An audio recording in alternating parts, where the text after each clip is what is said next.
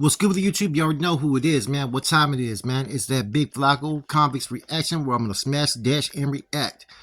You know what you guys can do for me right now? You guys can hit that like, that comment, that bell notification so I can do future reactions like the one I'm about to do right now.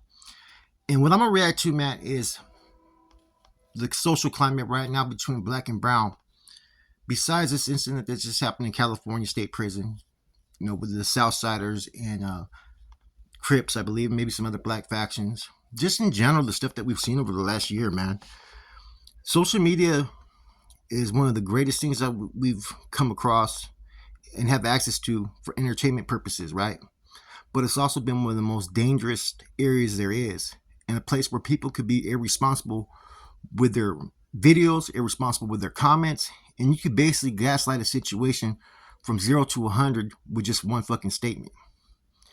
And if you really look, what I'm about to go into is the current climate, the tension that's been going on between black and brown, not just in California, but throughout the United States. You know, I've seen arguments over Puerto Ricans contributing to, you know, hip hop and blacks getting upset about that, to, you know, Raza in California getting upset by individuals using derogatory terms, to saying they wouldn't sign with a black label, to, you know, black label saying they won't sign a fucking Southside artist. Or, you know, like I said, people have gotten really personal about it, man. And, you know, what people fail to realize is it's a responsibility, man. And being a content creator that's been doing this for 3 years, you know, I've had to sometimes reanalyze and reevaluate my actions all the time. You know, just even the recent video I did about the incident that happened at High Desert, Salinas Valley, before the riot had just occurred. You know, I had to sit there and look, did I you know, did I present myself kind of more like the Southsiders had to react, or, you know what I'm saying? You know, and some things get misinterpreted. In my whole concept of what I was trying to you know, convey in my message was that this is something I'm not used to. Knowing the political confines of a prison setting, knowing what ramifications happen when you touch a main member of this organization, I was more in shock by what was going on at the time. Doesn't mean that I'm here to advocate or promote any type of violence, because on the contrary, I think black and brown need to have more sit downs, and you need to find someone that has these leadership qualities that will take a stand and hear all sides out. See, a lot of times people just want themselves to be heard, but they're not willing to hear the other side. And you got a lot of orators, right? Speakers who can go up there and speak a good one, who could promote their cause for their people with how they see things.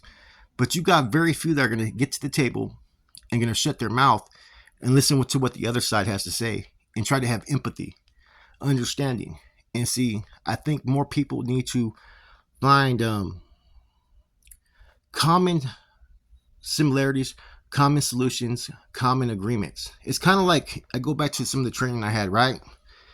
And we were taught certain things as far as how to infiltrate certain groups, how to have a an environment with resources, which were other races when we were in prison.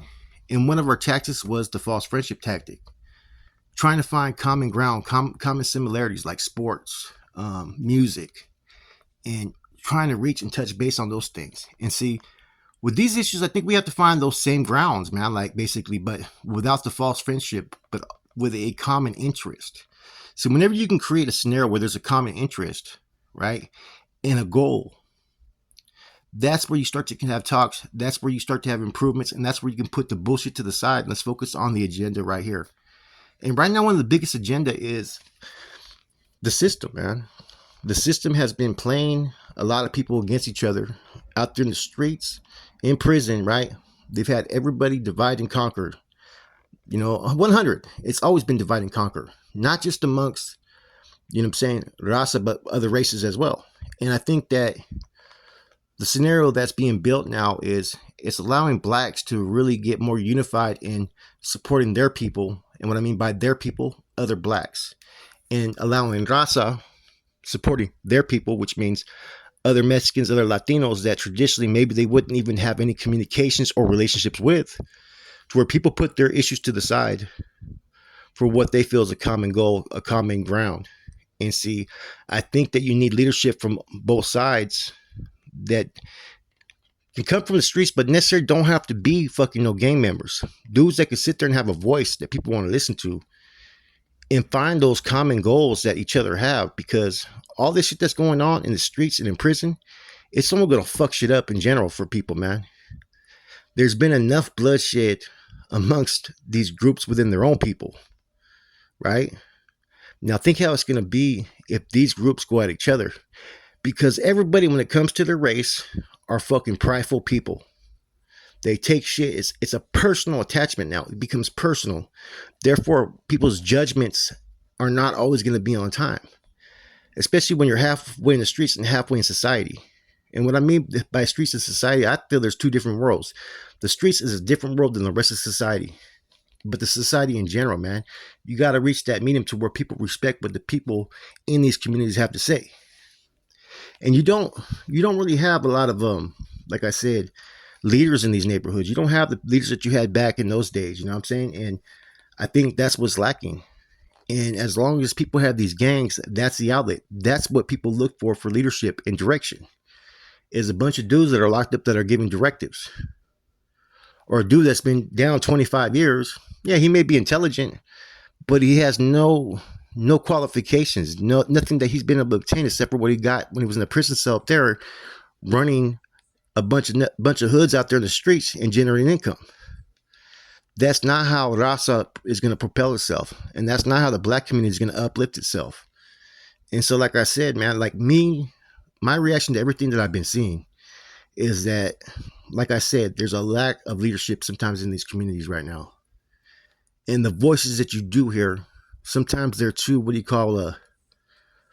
sometimes people want to force their beliefs, their ideas upon you, and they don't try to work hand in hand with others because it has to be their way or no way.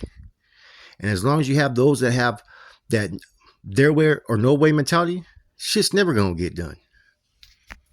You know, tunnel vision is the biggest, setback anybody could have. And there's a lot of that going on currently.